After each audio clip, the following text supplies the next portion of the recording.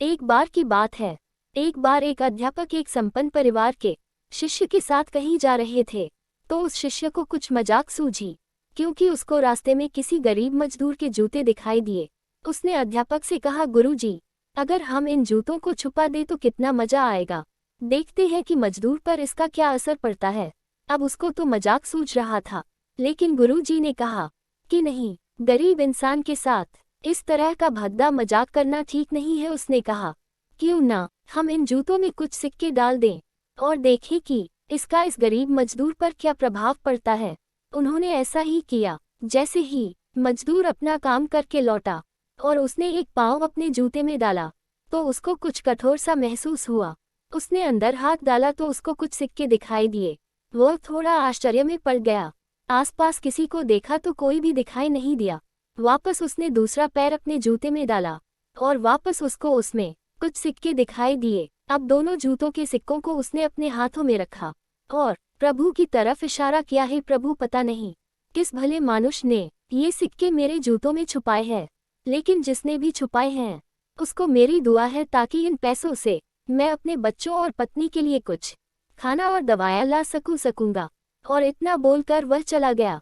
इस बात को शिष्य और अध्यापक दोनों सुन रहे थे। अब अध्यापक ने शिष्य से पूछा कि अब तुम मुझे बताओ कि तुम्हें कैसा महसूस हुआ, तुम्हारी पहले वाली मजाक या मेरा ये तरीका। तो उसने कहा कि गुरुजी, मैं आपसे क्षमा चाहता हूँ। अब मुझे समझ आ गया है कि सच्ची खुशी किस चीज़ में है।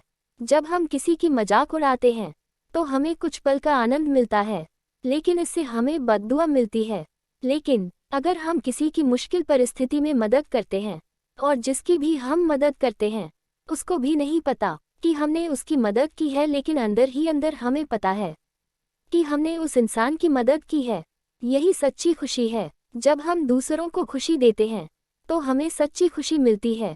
इसी तरह खुशियाँ बांटते रहिए, लोगों की मदद करते रहिए और दान करते रहिए। जिसके भी आप काबिल हो, जितना भी आपसे बन पड़े दान करें, लेकिन दान जरूर करें। इसका मतलब यह नहीं है कि आपको कंपलसरी या अनिवार्य रूप से इतने रुपए दान करने ही चाहिए, क्योंकि हर किसी की ज़रूरत अलग अलग हो सकती है।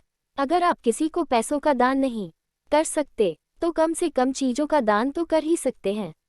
मुझे पूरी उम्मीद है कि यह आपको ज़रूर अच्छी लगी होगी।